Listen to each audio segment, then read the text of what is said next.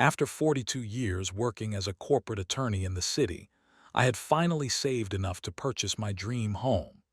The property sat on the eastern shore of Lake Clearwater, with 3 acres of private woodland and 200 feet of pristine lakefront. The 2-story cabin-style home had been lovingly maintained by the previous owners, with a wraparound porch that offered panoramic views of the water. Every morning, I would wake up to watch the sunrise paint the lake's surface in brilliant oranges and pinks, coffee in hand, knowing that every sacrifice had been worth it for this moment of peace. The surrounding community seemed welcoming enough during my first few weeks. My immediate neighbor to the north, Robert, introduced himself while walking his golden retriever along the shoreline. He mentioned briefly that most lakefront properties in the area belong to the Clearwater Shores Homeowners Association, but I thought nothing of it at the time. The real estate agent and all my closing documents had made no mention of any HOA membership, which had actually been a selling point for me. After decades of living under strict city regulations, the freedom to enjoy my property as I wished was part of the appeal. My first project was building a small dock where I could keep a fishing boat and maybe host the occasional bonfire on summer evenings. I secured all the proper permits from the county and began construction in my 3rd week of residency. The workers had just finished the main framework when I noticed a woman walking along my property line, taking photographs and making notes. When I approached to ask what she was doing, she quickly retreated to a vehicle parked on the main road without responding. That evening, I found a printed notice tucked into my mailbox stating that my unauthorized construction violated community guidelines and must be removed immediately. The notice was printed on Clearwater Shores HOA letterhead, but lacked any official signature or contact information. Confused but unconcerned, I simply placed it in a folder and continued with my plans. 3 days later, as I sat down for dinner, the unmistakable sound of a vehicle pulling into my driveway caught my attention. Through the dining room window, I could see a police cruiser with its lights flashing. My heart rate quickened as I opened the front door to find 2 officers standing there with stern expressions. "Good evening, sir. Are you the homeowner?" the first officer asked while consulting a small notepad. "We have received a complaint about unauthorized construction taking place on this property in violation of HOA regulations." I stood there momentarily speechless, caught completely off guard by the accusation. "There must be some mistake," I finally managed to reply. "My property is not part of any HOA. I have all the proper county permits for the dock construction." The officers exchanged glances before the senior officer spoke again. "Sir, we are just responding to the complaint. The Clearwater Shores HOA has submitted formal documentation claiming your property falls within their jurisdiction." After presenting my deed and property documents to the officers, they seemed satisfied that there was indeed confusion about the situation. Before leaving, the younger officer offered an unexpected warning. "Just so you know, sir, this particular HOA has a reputation for being quite persistent with complaints. You might want to get this jurisdiction issue clarified as soon as possible." As their cruiser disappeared down my long driveway, I stood on my porch feeling a strange mixture of confusion and unease. The peaceful retirement I had worked toward for decades was suddenly threatened by an organization I had no connection to, yet somehow claimed authority over my property. Little did I know this was only the first skirmish in what would become an all-out war for my lakeside sanctuary. The morning after the police visit, I pulled out all my property documents and spread them across my dining room table. The deed clearly showed that my parcel was separate from the Clearwater Shores development, having once been part of a much larger farm property that predated the housing community by several decades.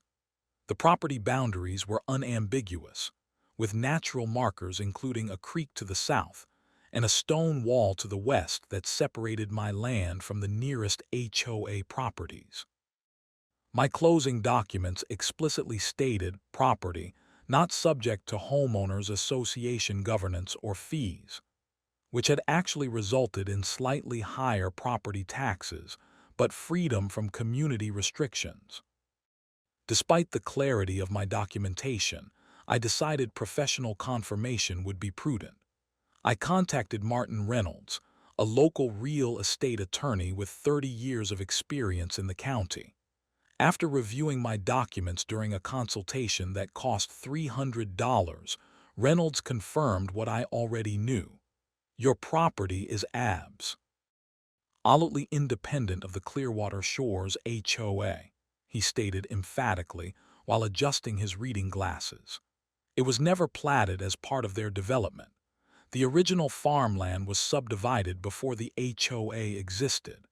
They have zero legal authority over your property or improvements. He recommended sending a formal letter to the HOA board with copies of relevant documentation to clear up any misunderstanding. Following his advice, I drafted a polite but firm letter explaining the property status, attaching copies of the deed, plat maps, and boundary descriptions. I delivered it by certified mail to ensure proof of receipt and waited for what I assumed would be a simple acknowledgement of error. Instead, 3 days later, a much more aggressive letter arrived at my home, this time with an official signature from Karen Thornhill, president of the Clearwater Shores HOA. The letter claimed that regardless of original platting, my property fell under their aesthetic jurisdiction due to visibility from community properties, and demanded immediate compliance with their architectural standards. The letter further stated that my dock design violated their guidelines and must be removed within 7 days, or I would face daily fines of $100.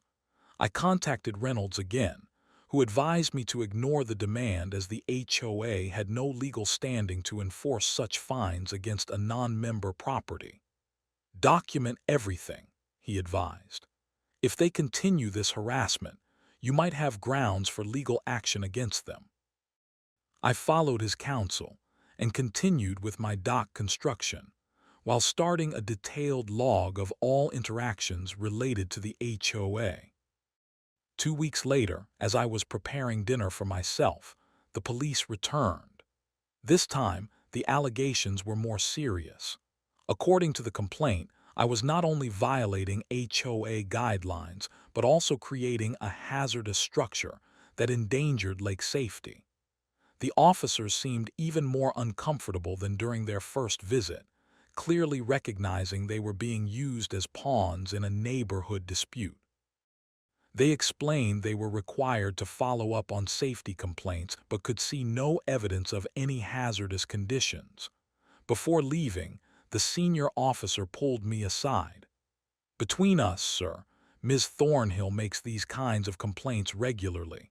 We have to respond, but there is clearly nothing unsafe about your dock." The stress began affecting my daily life. What had been peaceful morning coffee on my porch became anxious scanning of the property line for trespassers. My evening swims in the lake were interrupted by constant vigilance for anyone watching or photographing me. The retirement paradise I had worked my entire life for was transforming into a source of constant anxiety. Sleep became difficult as I wondered what new accusations might arrive the next day. Through conversations with Robert and other nearby non-HOA property owners, I began learning about Karen Thornhill. She had ruled the Clearwater Shores HOA with absolute authority for over 20 years, using her position to control every aspect of community life. Those who challenged her typically faced escalating fines, social ostracism, and relentless pressure until they either conformed or moved away. Most concerning were stories about how the HOA boundaries had mysteriously expanded over the years to include properties that were never originally part of the development. I realized this was not simply a misunderstanding, but a deliberate pattern of overreach led by someone who could not tolerate any challenge to her authority.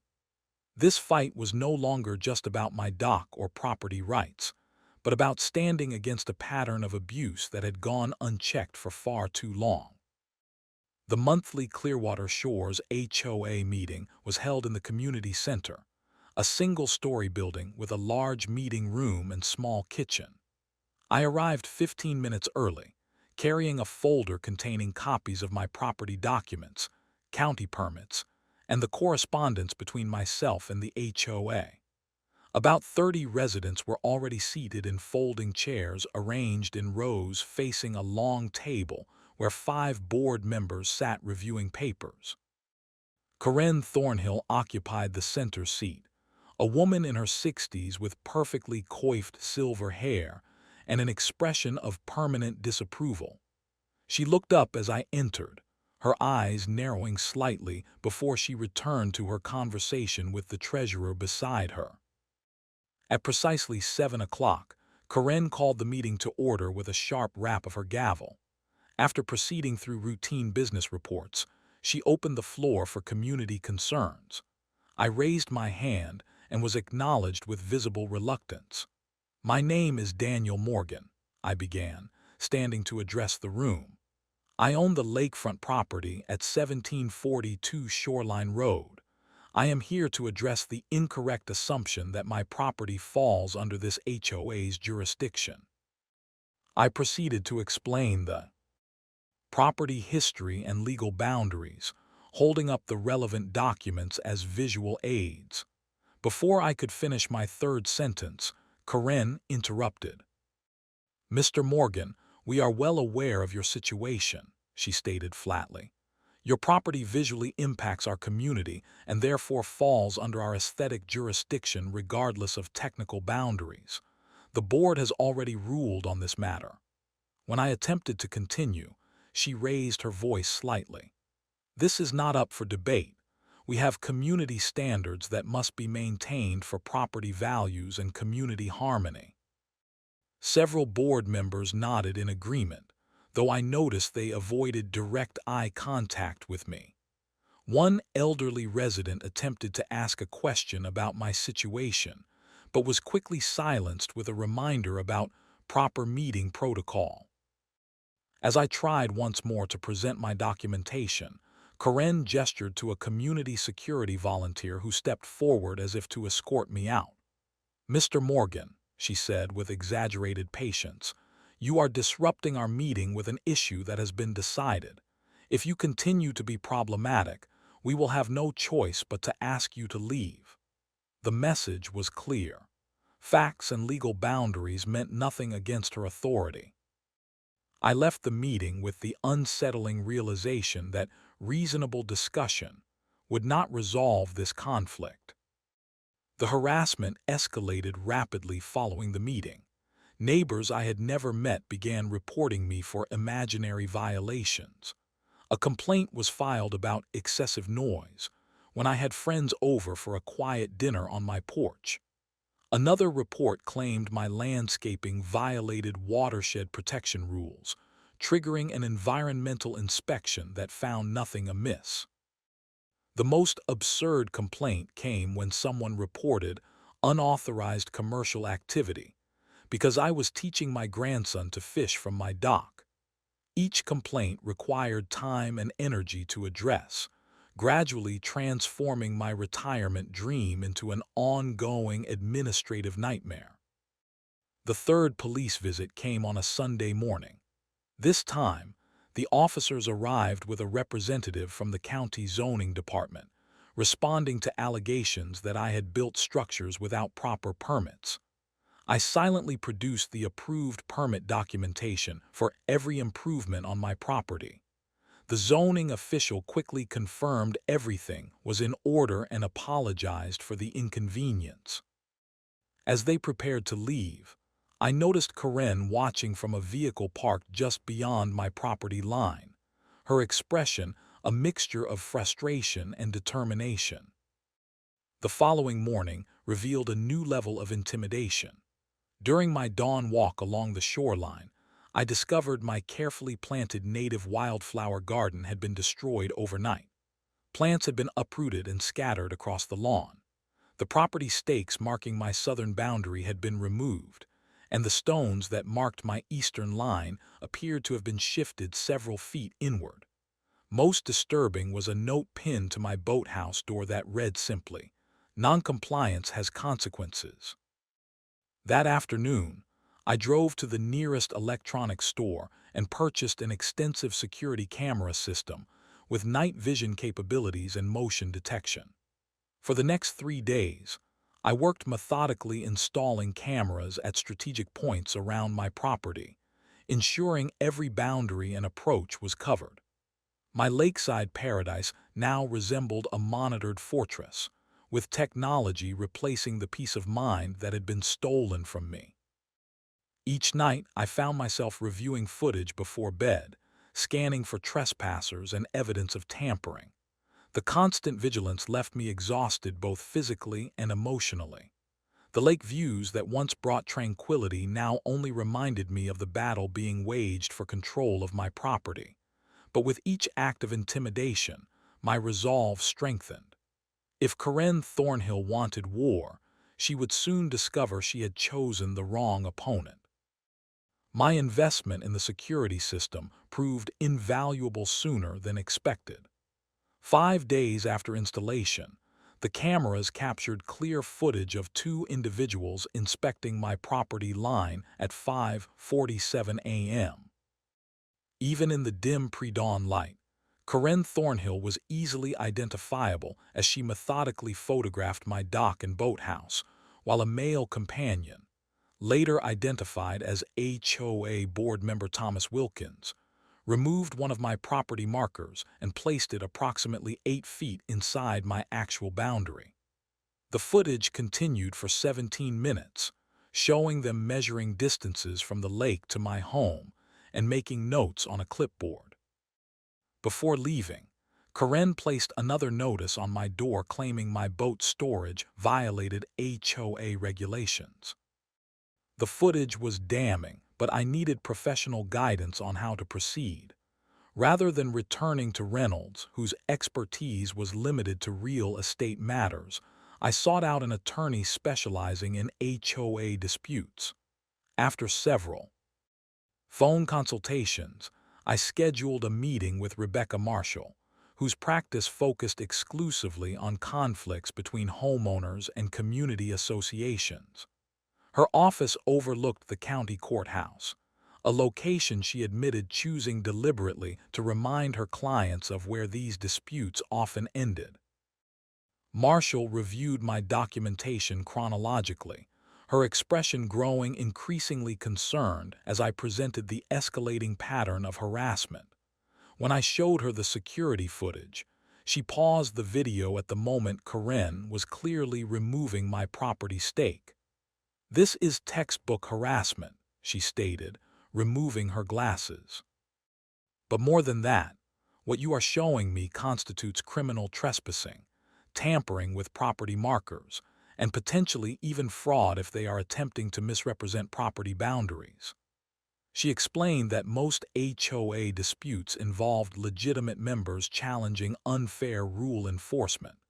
But my situation was fundamentally different because the HOA had no jurisdiction whatsoever over my property. Marshall suggested investigating whether other property owners had faced similar treatment. Through careful networking with neighbors and a discreet advertisement in the local newspaper seeking information about Clearwater Shore's HOA practices, I discovered 5 former property owners who had experienced similar intimidation tactics. Each owned properties that, like mine, predated the development or were technically outside HOA boundaries. Through sustained harassment, each had eventually sold their homes at below-market rates, unable to withstand the constant pressure. Most disturbing was the pattern that emerged. 3 of these properties were subsequently purchased by friends or relatives of board members. 3 former owners agreed to provide sworn affidavits detailing their experiences.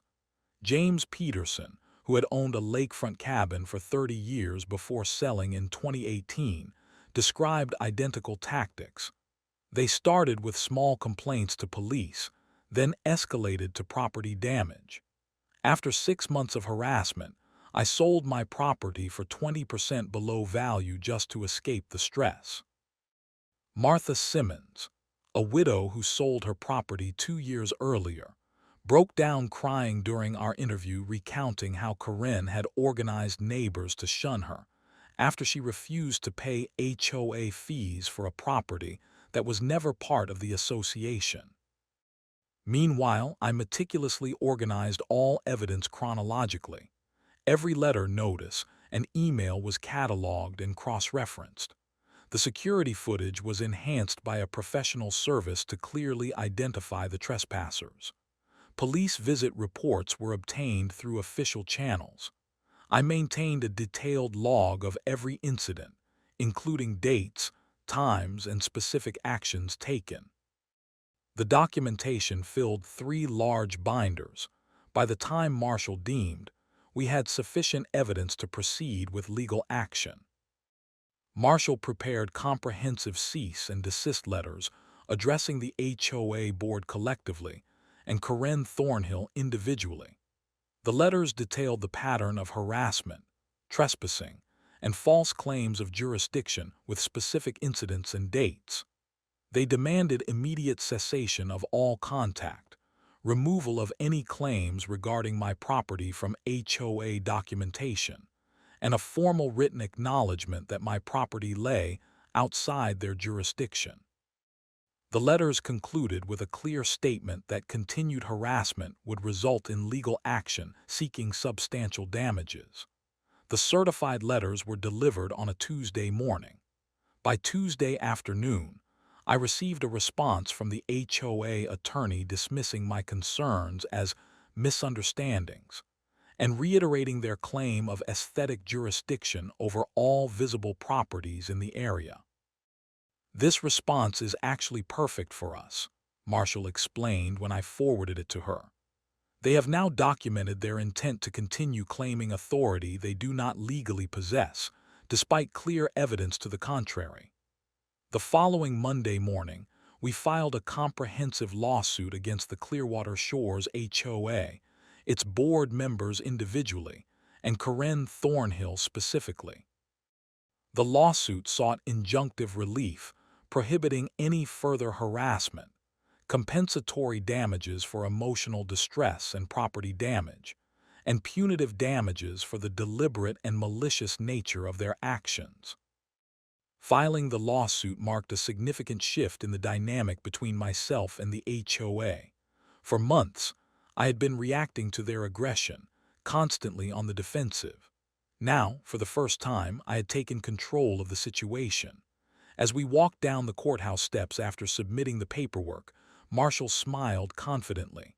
"The hunter has become the hunted," she remarked. "Karen Thornhill has built her power on bullying people who lack the resources or will to fight back. She has never faced an opponent prepared for the battle." A weight seemed to lift from my shoulders as I realized the truth in her words. The fight was far from over, but at last, I was no longer merely defending my property. I was demanding justice.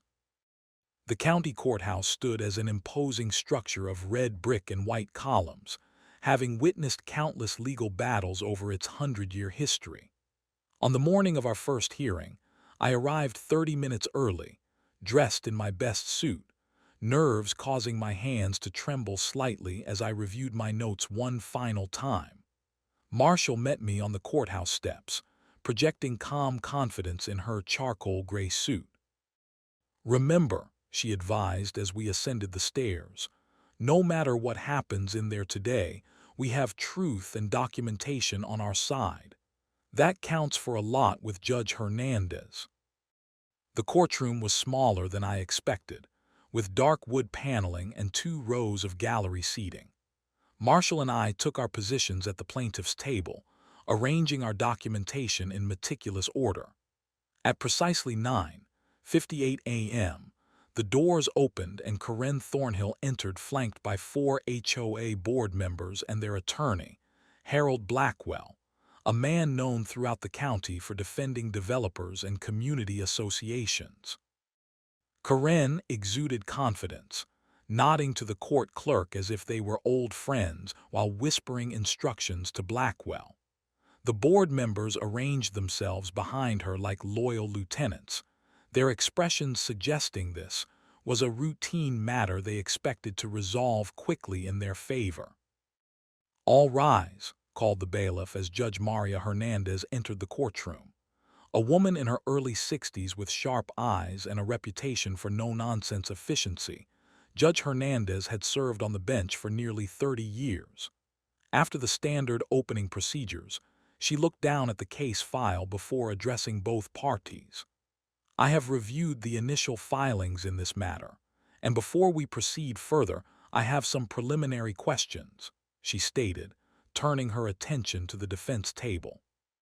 "Mr. Blackwell, can you explain to me why your clients believe their HOA has authority over a property that appears to be outside your jurisdiction?" Blackwell stood smoothly, adjusting his tie before speaking. "Your Honor, the Clearwater Shores HOA has aesthetic jurisdiction over all properties visible from community areas. While Mr. Morgan's property may not technically be within our platted boundaries, his improvements impact the visual continuity and property values of our community. This is established in our bylaws under Section 12, Paragraph 3, regarding visual impact zones." Judge Hernandez removed her glasses, fixing Blackwell with a stern gaze. "Mr. Blackwell, I am familiar with HOA law in this state. Community associations cannot claim jurisdiction over properties that are not legally part of their development, regardless of visibility. Do you have any documentation showing Mr. Morgan's property was ever legally incorporated into your HOA?" Blackwell hesitated, glancing back at Karen, who was whispering urgently to one of the board members.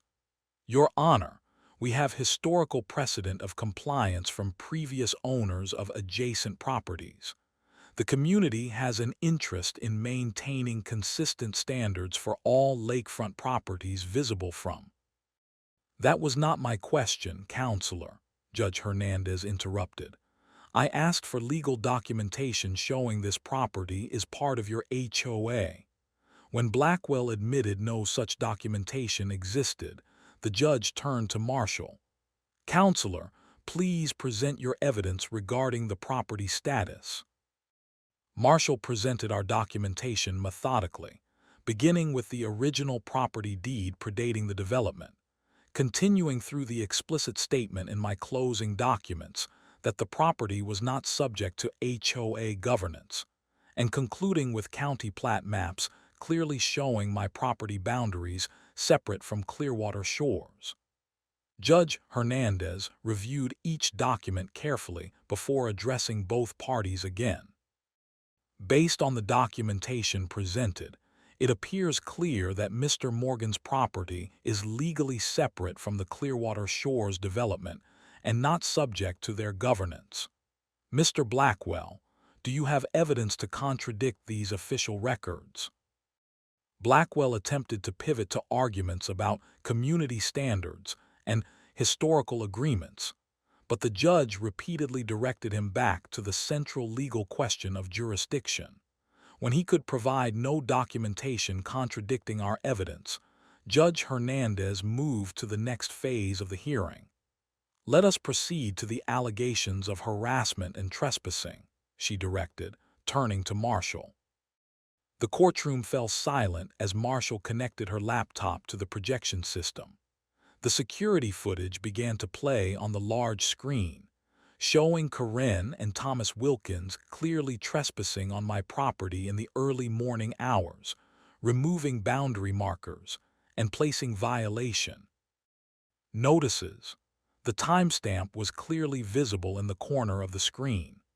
As the footage continued, Karen's expression transformed from confidence to visible shock and then barely contained anger. The board members shifted uncomfortably in their seats, several leaning away from her as if trying to dissociate themselves from what they were witnessing. "Your Honor," Marshall continued after the video concluded, "we have documented 17 separate instances of trespassing, 9 cases of property tampering, and 34 baseless complaints to authorities.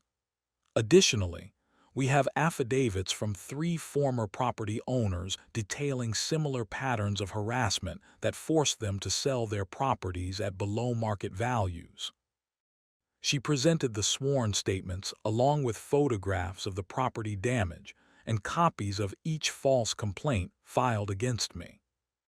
Judge Hernandez reviewed the evidence carefully before delivering her preliminary ruling.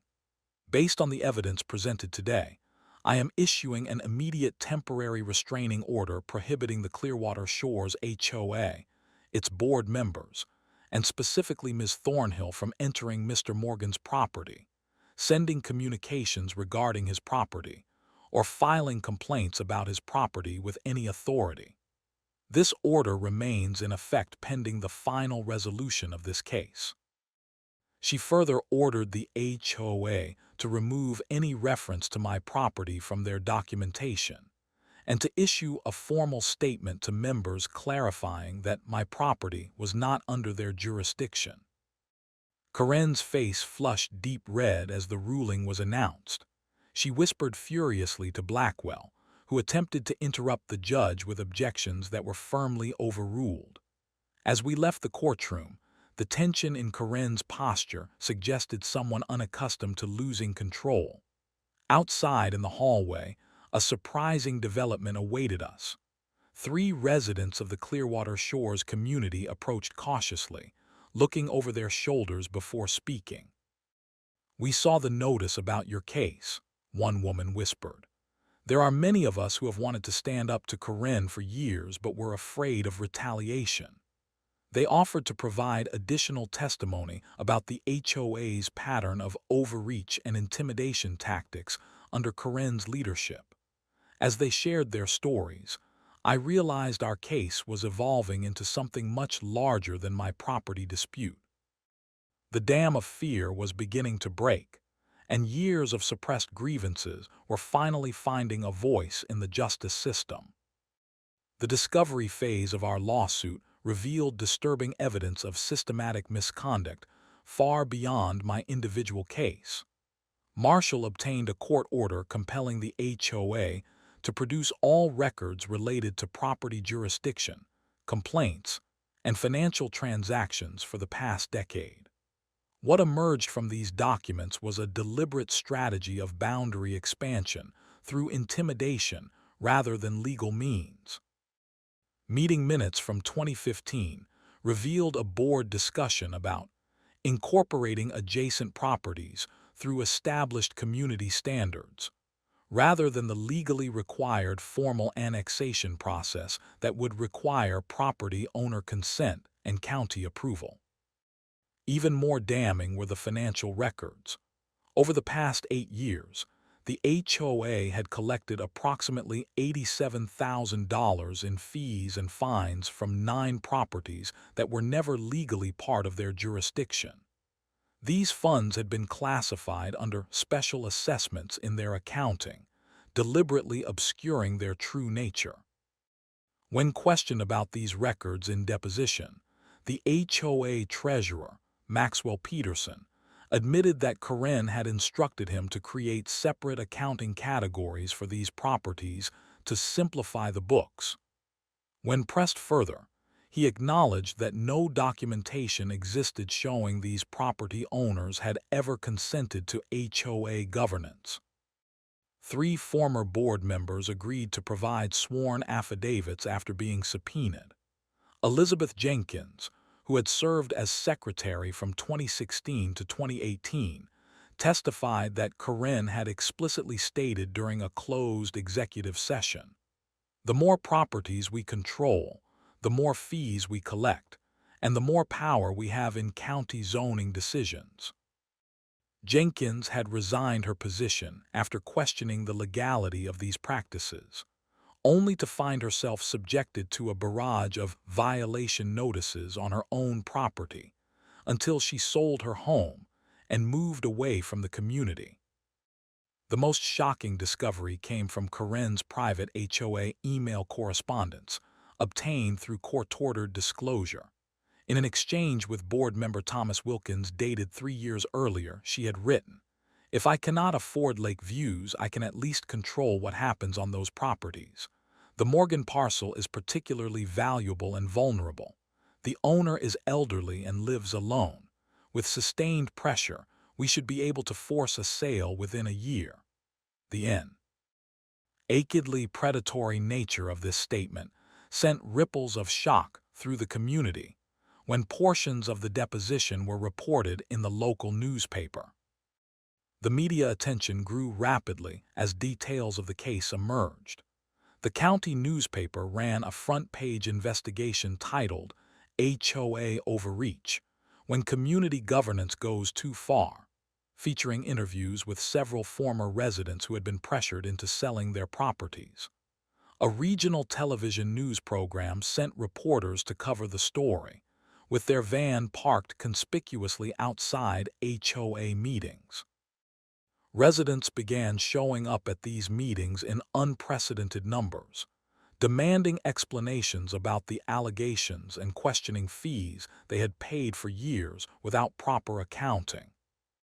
The mounting public pressure began fracturing the HOA board's previously unified front. During a particularly contentious HOA meeting 3 weeks after our initial hearing, board member Jennifer Larson publicly questioned Karen's leadership. "We were told these properties were legally under our jurisdiction," she stated while residents filmed on their phones. "If we have been collecting unauthorized fees and pursuing unfounded complaints, we could all be personally liable." 2 other board members nodded in agreement, physically distancing themselves from Karen at the meeting table. The treasurer requested an emergency, independent audit of all HOA finances, a motion that passed despite Karen's vehement objections. Meanwhile, Marshall worked methodically to assemble our case into an airtight presentation for the final hearing. The evidence now extended far beyond harassment to include fraud, financial misconduct, and conspiracy. "This is no longer just about getting them to leave you alone," she explained during one of our preparation sessions. "This is about holding them accountable for years of systematic abuse of power that has harmed dozens of homeowners." We organized the evidence into clear categories: boundary misrepresentation, financial impropriety, targeted harassment, and deliberate conspiracy to devalue property for personal gain. 3 days before our final court date, I received an unexpected visit from Thomas Wilkins, now visibly nervous and without Karen's accompanying presence. "I want to make a deal," he stated after I reluctantly invited him onto my porch. "Karen has been running this scheme for years. Most of us on the board had no idea how far outside the boundaries she was reaching." He offered to provide additional testimony about Karen's methods in exchange for being removed as an individual defendant in our lawsuit. After consulting with Marshall, we agreed to the arrangement, gaining a key insider witness who could testify to the intentional nature of the misconduct. The evening before our final court date, I stood on my dock watching the sunset reflect across the lake surface. For the first time in months, I felt a sense of calm purpose rather than anxious vigilance. Whatever the outcome tomorrow, the truth had been revealed. The system of intimidation that had forced others to abandon their homes would be publicly exposed and judged. As darkness settled over the water, I realized this fight had evolved from defending my property into standing for every homeowner who had been bullied by those who confused authority with ownership and power with right. Tomorrow would bring the final reckoning for an organization that had operated unchecked for far too long. The courtroom was filled to capacity on the morning of the final hearing. Local residents, former HOA board members, and even reporters from the regional news occupied every available seat. Judge Hernandez entered promptly at 9:00 a.m., her expression revealing nothing as she reviewed the substantial case files before her. For 3 hours, testimony and evidence were presented methodically, with Thomas Wilkins providing the most devastating account of the intentional nature of the HOA's boundary expansion strategy and targeting of specific properties. Karen Thornhill maintained her defiant posture throughout the proceedings, occasionally whispering urgently to her attorney when particularly damaging evidence was presented. Her testimony attempted to frame the situation as misunderstandings and overzealous community protection, but her previous emails and documented actions contradicted these claims. When confronted with the email specifically targeting my property, she claimed it was taken out of context, a defense that visibly failed to convince anyone in the courtroom. At 2:17 p.m., after all evidence and testimony had been presented, Judge Hernandez called a brief recess to review her notes. The tension in the courtroom was palpable when she returned 30 minutes later. She sat silently for a moment, arranging her papers before delivering her verdict in a clear, measured voice that commanded absolute attention from everyone present. Based on the substantial evidence presented, this court finds that the Clearwater Shores Homeowners Association not only acted without legal jurisdiction regarding Mr. Morgan's property, but engaged in a deliberate and malicious campaign of harassment, intimidation, and fraud extending back nearly a decade and affecting multiple property owners. Her voice remained steady, but took on a tone of unmistakable moral condemnation as she continued. The actions of this HOA, particularly under Ms. Thornhill's leadership, represent a profound abuse of power and trust that cannot be excused or minimized. The ruling was unequivocal. The HOA was ordered to pay $178,000 in compensatory damages for harassment, emotional distress, and property damage, plus all legal fees. Additionally, the court imposed punitive damages of $250,000, citing the willful, malicious, and predatory nature of their actions against multiple property owners over many years. Beyond these financial penalties, the court mandated comprehensive reforms. Karen Thornhill was permanently barred from serving in HOA leadership in any capacity within the state. The association was required to undergo annual independent audits with results made public to all members, and clear boundary markers had to be installed and maintained showing the actual legal limits of HOA jurisdiction. As the gavel struck finalizing the judgment, an audible release of tension rippled through the courtroom. Karen sat rigidly, her face a mask of disbelief gradually transforming into the recognition of defeat. Several board members avoided eye contact with her as they quickly exited the courtroom. Outside on the courthouse steps, former victims of the HOA's overreach approached me with tearful thanks, many sharing that the ruling had given them a sense of vindication after years of believing no one would ever hold the association accountable. The weeks following the verdict brought a gradual restoration of peace to my Lakeside home.